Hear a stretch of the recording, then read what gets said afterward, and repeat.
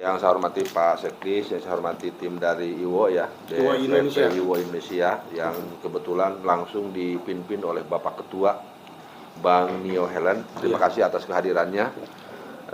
Permohonan dari Bang Nio ini sudah beberapa hari yang lalu ya, tetapi saya baru berkesempatan hari ini karena memang sejak saya Kadisdik ini harus selalu mendampingi Bapak, kan sekarang itu kan ada Selasa Rabu itu kan kebetulan jadwal di kecamatan, tetapi Bapak sebelum ke kecamatan itu jam 6:30, jam 6 itu sudah ke sekolah, beberapa sekolah.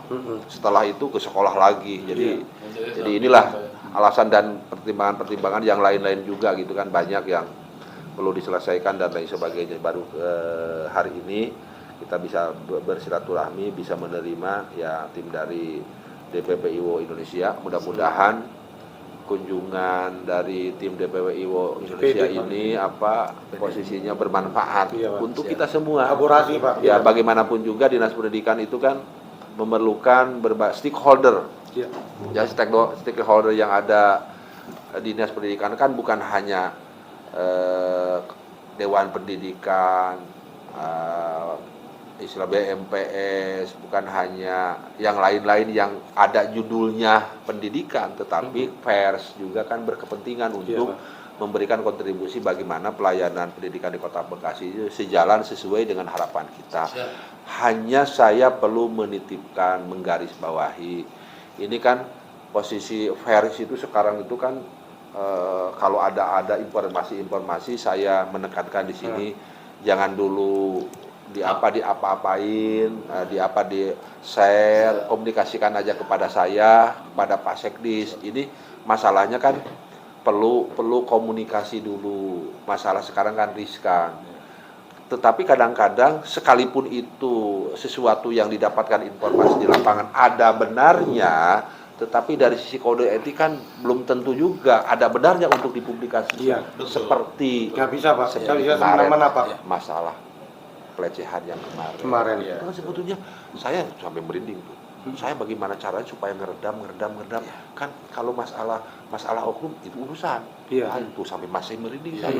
Tapi bagaimana menjaga korban. Jadi korban jadi nggak bisa masa depan. Bahaya itu. Jadi jangan muncul lagi.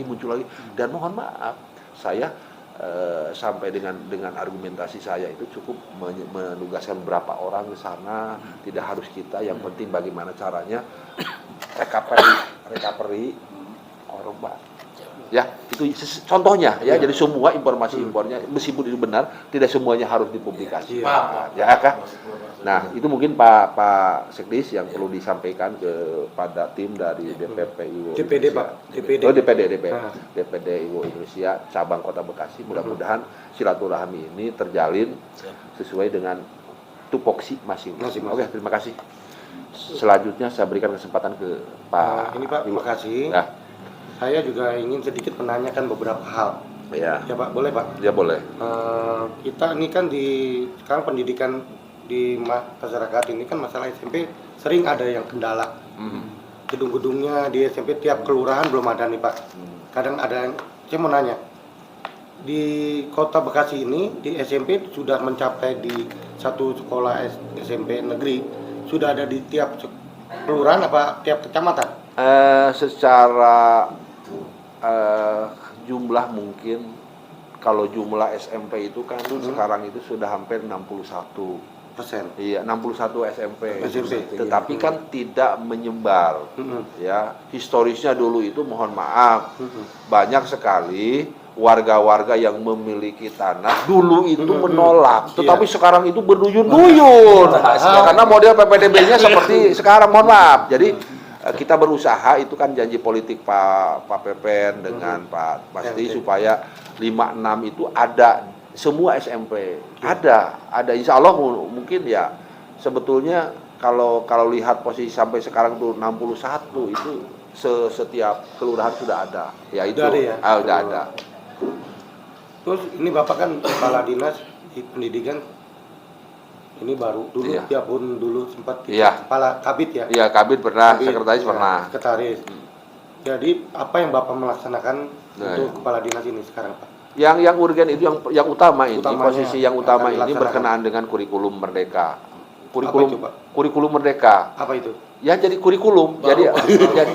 Jadi kurikulum itu model, struktur, kan model-model yang harus dilaksanakan di sekolah. Pak Nadiem itu mengeluarkan aturan Permendikbud bahwa kurikulum itu sekarang yang di satuan pendidikan itu bukan lagi kurikulum 13. Kurikulum, tetapi harus kurikulum merdeka. Kurikulum merdeka sekarang itu. Itu setiap sekolah itu harus Nah, menerapkan, Pak. saya sudah berkesimpulan bahwa di Kota Bekasi itu sekarang itu kalau tidak salah baru 100-an lebih lah. Jadi SD dengan SMP, baik yang mandiri itu ilmu-ilmu yang didapatkan untuk satuan pendidikan itu dibiayai oleh sekolah masing-masing. Ada juga yang sifatnya rujukan yang istilahnya sekolah yang memang ditetapkan dari sana dan pembiayaannya dari pusat. Ya. Jadi Itu ada dalam bentuk dana bantuan apa? bukan semacam begini, kepesertaan diklat kurikulum baru gitu, pembiayaan gitu aja. Dinas Pendidikan tidak menerima itu. Jadi saya sudah instruksikan Pak Sekretaris rapat, Pak Sekretaris belum datang. Saya rapat dengan mungkin catatan juga harus dibuatkan edaran Pak. Kayaknya belum kesentuh itu surat edaran bahwa tahun depan, tahun pelajaran 23 24 itu pure semua satuan pendidikan TK, SD, SMP itu harus menggunakan kurikulum merdeka. Siap atau tidak siap? Karena kalau tidak siap, misalkan begini sekarang proyeksi 100 sekolah, besoknya 100 lagi. Yang sulitnya itu di ujian nasional. Di ujian nasional itu sekolah ini menggunakan kurikulum 13, sekolah ini menggunakan kurikulum baru. Jadi dalam posisi model penilaiannya kan berbeda. Jadi memusingkan. Akhirnya kita sudah putuskan merdeka. 23, 24 itu semuanya sekolah. Ratanya. Iya, semuanya. Berarti Bapak berkirim surat apa kepala sekolahnya yang datang kemarin? Ya, jadi posisinya model pembelajarannya itu ilmu-ilmu yang sekarang itu kan ada istilah sekolah yang sudah paham pilot project dari kementerian itu mengimbaskan ilmunya kepada satuan-satuan pendidikan yang ada. Termasuk Jadi swasta, Pak? iya, swasta juga sama. Nah, tidak boleh tidak. Itu Bang. Salah satu contohnya Merdeka itu program Merdeka. Ya, yang utama itu ini profil siswanya Merdeka. Jadi profil Pancasila mengedepankan itu posisinya. Iya. Berganti PMP ya? Iya, posisinya itu. Nah, jadi tidak lagi ya kalau bedah kurikulum itu mungkin membutuhkan waktu yang lama, tetapi secara umum seperti itu gitu kan posisinya. Jadi di kurikulum merdeka itu tidak terlalu mengedepankan kognitif pengetahuan saja, ya.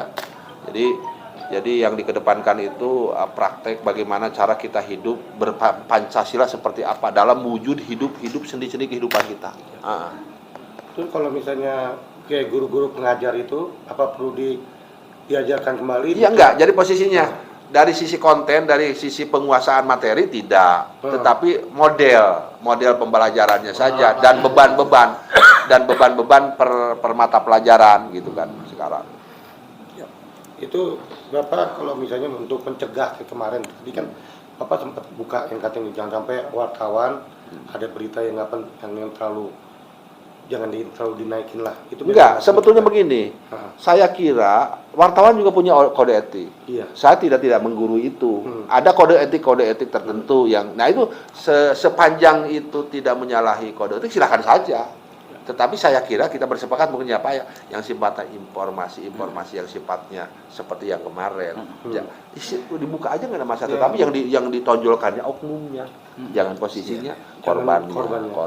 Jangan sampai korban karena ada juga yang dikunjungi. Ya Allah ya Rabbi kata saya itu kan. Terus ini Pak, bagaimana meningkatkan kinerja yang kayak sebetulnya gini Bang. Jadi tenaga pendidik itu kalau Pak Sekdis bicara begini, Pak Sekdis, Anda sebagai tenaga pendidik tolong kerjakan secara profesional dan tolong ingat selalu sama kode etik. Iya. Guru juga sama punya kode etik, Semua, Pak, Bang. semua. Insya Allah kalau semua pendidik yang ada di Kota Bekasi itu profesional, ingat sama kode etik, yang terjadi yang kemarin tidak akan pernah muncul. Iya, betul. Tidak akan pernah muncul, Bang.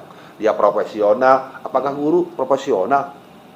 Apalagi yang kemarin, mohon maaf, usia 28 tahun. Anak SD kelas 2, apa enaknya? Betul. Iya. Kecuali, mohon maaf, dia itu berarti ada kelainan. Iya, pedofil. Iya. Ya kan? Apa enaknya, Bang? Nggak ada. Iya, itu ada kelainan. Nah, saya ke teman-teman kepala sekolah, apakah semua kepala sekolah itu harus bertanggung jawab. Coba harus mengamati BPBK itu harus sampai mengamati kelainan pendidik di situ itu loh. Baik enggak nih? Kan profesi begitu harus karena keselamatan peserta didik siswa itu menjadi tanggung jawab kepala sekolah. Betul. Bukan berarti kita bukan bahasa bukan, tetapi secara tupoksinya kepala sekolah di situ. Dan mohon maaf nih, tolong sampaikan ke pusat ini titipan coba Abah. Kota Bekasi, SD Negeri Kota Bekasi ini kekurangan 1.618 guru di SD negeri. Nanti kita akan itu. Siap. Khususnya SD. SD, SMP negeri itu kekurangan 828. Oh gitu, Bang. Sampai sekarang kekurangan loh. Berarti harus menambah Nah, pengajar. seperti yang kemarin simpang siur. Kenapa pendidikan SMA bisa menjadi guru?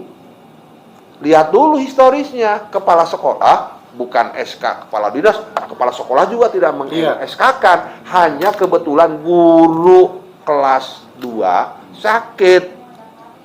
Nah, jadi improvisasi kepala sekolah, daripada kelas itu gurunya sakit, coba Kosong gitu, Bang. kosong, Ya. dibiarkan sehari, 2 hari, Lain, 3 hari, 4 hari, seminggu, 2 minggu, sebulan, 2 bulan, karena guru kelas 2-nya itu sakit. Itu menurut dokter itu belum bisa beraktivitas sampai dengan Desember ini.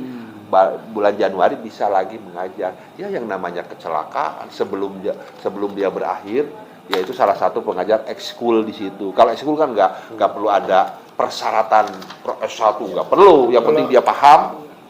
Nah, kepala sekolah mengambil keputusan daripada anak terbengkalai, nganggur, tidak ada gurunya, tolong bantu-bantu dulu. Begitu. Karena apa? Nggak ada guru, kurang loh. Ini apa lewat Pak Dewan, apa lewat mana Pak pengajuan itu? Kebijakan Kemendagri. Jadi begini, Kemendagri itu slot sekarang itu sekolah swasta tidak bisa mengangkat guru honorer. Karena guru honorer itu kan harus dibayar. Dikhawatirkan kan kebijakannya itu.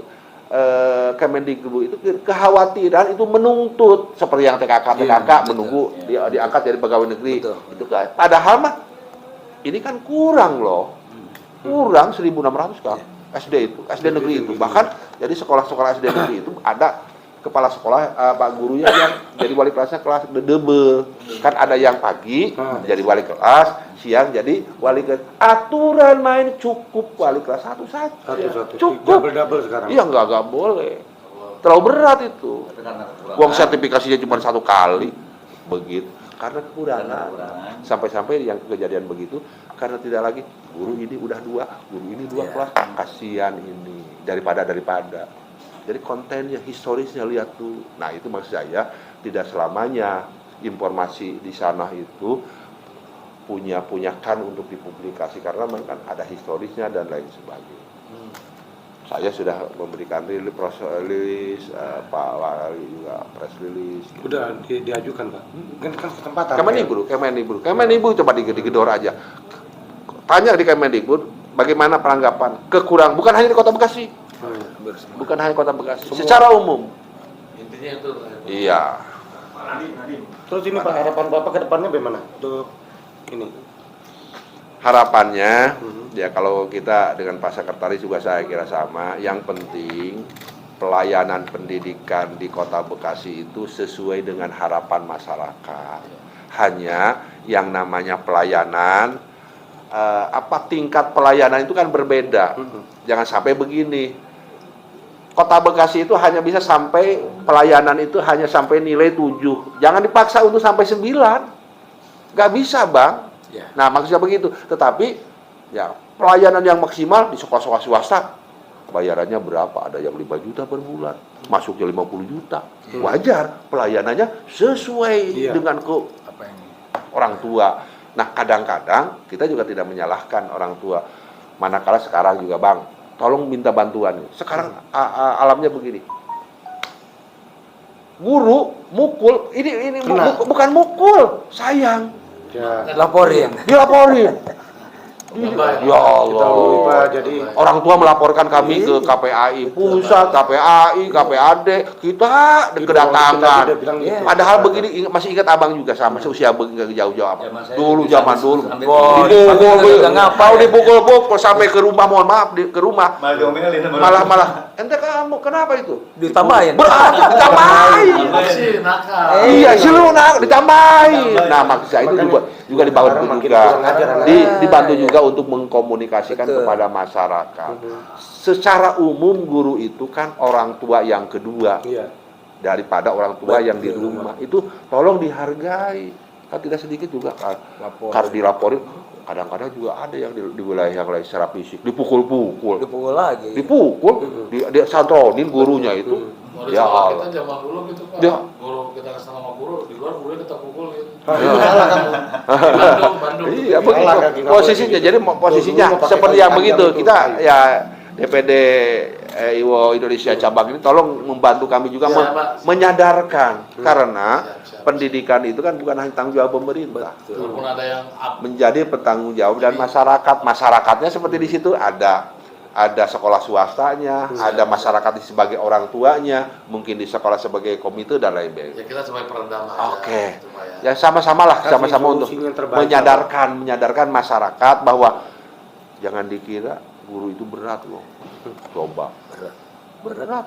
Guru itu lahir batin kok. Apalagi kelas 1 masih yang orang masih polos banget. Yang itu dilayani juga ya Allah.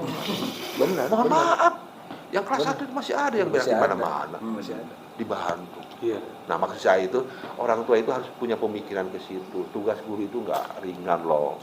Dan tolong keberhasilan anak itu ya keberhasilan di sekolah juga keberhasilan orang tua. Jangan sampai begini. Kalau nakalnya itu sekolahnya di mana? Tapi kalau pintar itu anak siapa? Wah, jelek amat itu. Ada begitu. Jadi giliran yang bandel, sekolahnya di mana?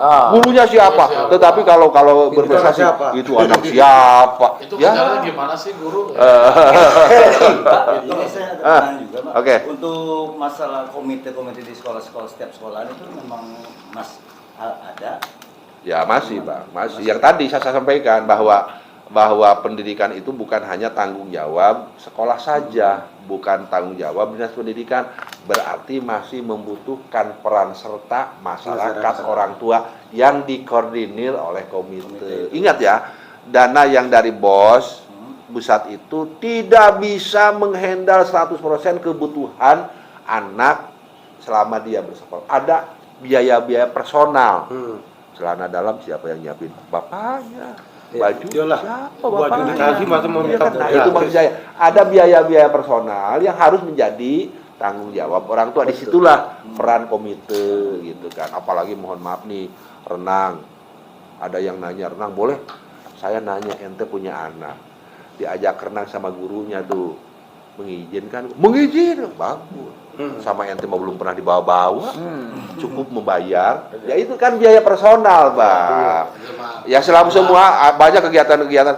Saya kira kita sependapat bahwa pendidikan itu hanya duduk manis, instruksi, menghafal, kognitif dan lain sebagainya. Anak itu harus diberi pengalaman-pengalaman yang real di lapangan. Yang namanya sekarang coding class, keramahan di lapangan seperti apa, berkomunikasi dengan antar teman dan kegiatan-kegiatan seperti itu kan. Ada outing class, ada yang namanya untuk meningkatkan pemahaman kepada Polri Pancasila itu ya.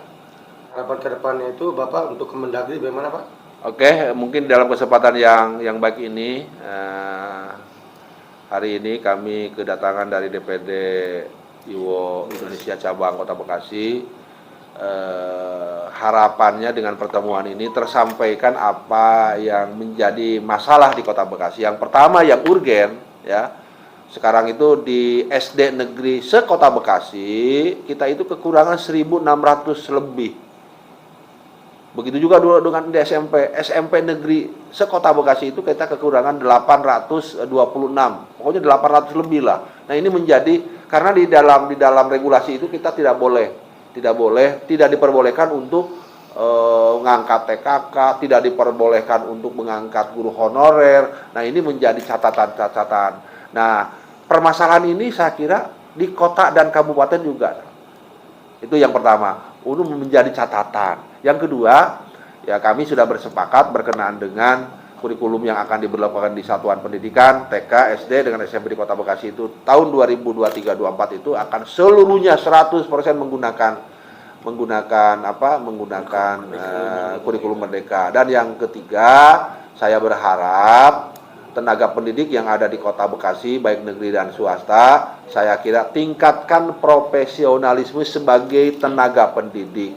Dan tolong ingat selalu kode etik guru. Insya Allah dengan berpedoman kepada dua hal itu, profesionalisme sebagai tenaga pendidik, dan ingat terus terhadap kode etik guru, insya Allah pelayanan pendidikan di Kota Bekasi sesuai dengan harapan masyarakat dan sesuai dengan harapan pemerintah Kota Bekasi. Terima kasih.